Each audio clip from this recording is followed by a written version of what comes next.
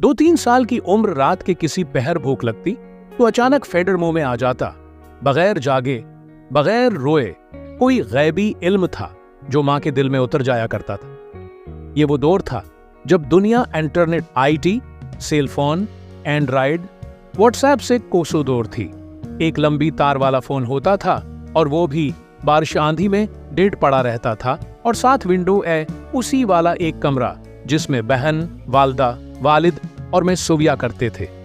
रात के टाइम कोई जरा सा भी बेचैन होता तो कमरे में मौजूद तमाम अफराद को फिक्र लाहिक हो जाती। एक टीवी हुआ करता था, वो भी पड़ोसियों की छत पर एंटीना था। घमा घमा कर मुच्छर कम करते तो कोई काम का ड्रामा साथ मिलकर देखा करते थे, और रात 12 बजे कौमी तराने के बाद वो भी बंद। लोड शेडिंग नाम की चीज थी नहीं। वालिद के पास एक स्कूटर था, उस पर बचपन गुजरा। अबू ने उस स्कूटर पर मेरा कद नापते नापते मेरे स्कूल बदल दिए।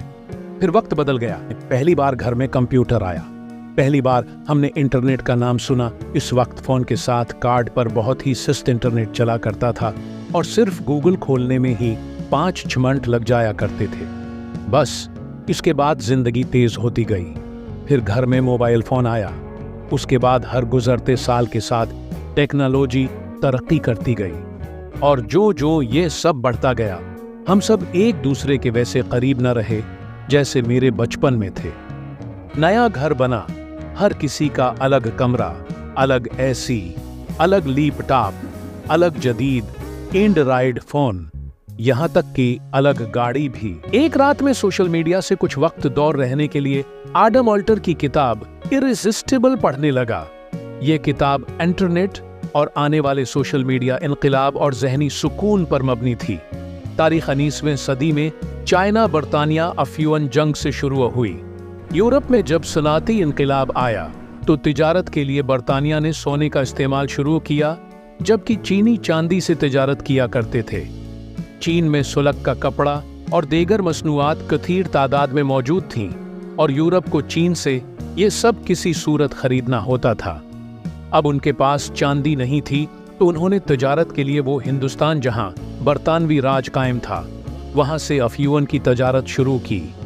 शुरू में तो सब ठीक रहा, क्योंकि अफ्यून चीन में दवाइयां बनाने में इस्तेमाल की जाती थी। मगर बाद में चीन के किंग खानदान के बादशाह को ये एहसास हुआ कि ये तिजारत नशा की तिजारत है, और उसके लोग उसको गलत इस्तेमाल करके नशा की लत में मुब्तला हो रहे हैं। उसने अफ्यून की बहुत बड़ी खेप बरतानवी भारत से रखवा दी, और यूं बरतानिया को तिजारत की मद में कई मिलियन डॉलर का नुकसान हो गया, और उस नुकसान का मुतालबा बरतानवी मलका चीन से करने लगी। 18वीं सदी से पहले चीन की इकानमी दुनिया की सबसे बड़ी इकानमी थी, मगर उस मसले को लेकर बरतानिया और चीन में पहली अफ्यून जंग हुई। ये जंग समंदर में हुई और चीनी नेवी की फोर्स में बहुत पीछे थे। 2004 में मार्क जकरबर्ग की फेसबुक के बाद वेस्ट ने पूरी दुनिया को अपनी गिरफ्त में करने के लिए सोशल मीडिया नामी चीज को दुनिया में फैलाने के नेटवर्क पर काम शुरू किया। इस सोशल मीडिया ने अरब के कई दहाइयों पर मुहीत हकमरानी के तख्ते बदल दिए गए। इंटरनेट के सोशल मीडिया के जरिए लोगों को अपने ही हकमरानों के खिलाफ एक्साया गया। लोगों की जाती जिंदगी में दखल हुआ गया, और यूं हर घर का सुकून बर्बाद हो गया। यूट्यूब, व्हाट्सएप, फेसबुक, ट्विटर, हर मुल्क के एक एक बाशिंदे का जाती डेटा, उसके बेडरूम तक की लोकेशन अमेरिका में मौजूद हेडक्वार्टर्स में पहुंचाने लगा, और यूं गोरों के लिए दुनिया पर राज करना और पैसा कमाना आसान हो गया। दिमाग में मौजूद रिवॉर्ड सेंटर का गलत इस्तेमाल करके उन्होंने अफ्यून के नशे में मुब्तला चीनी कौम की तरह पूरी दुनिया को इंटरनेट और सोशल मीडिया के नशे में मुब्तला कर दिया। उसने मुल्कों के मुल्क तबाह कर दिए। शाम में मौजूदा तबाही एक फेसबुक पेज का नतीजा है। उसके लोगों के घरों के सुकून छीन लिए, और इनफरादी सतह पर भी दोस्ती दुश्मनी का मयार सोशल मीडिया ही बन गया। यूट्यूबर्स नामी एक नई इस्तिलाह लाई गई। उसमें बेपनाह पैसा डाला गया, और हर बंदा यूट्यूब पर अपना चैनल बनाकर उस पर हर तरह का मवाद डालकर पैसा बनाने के चक्कर में लग गया।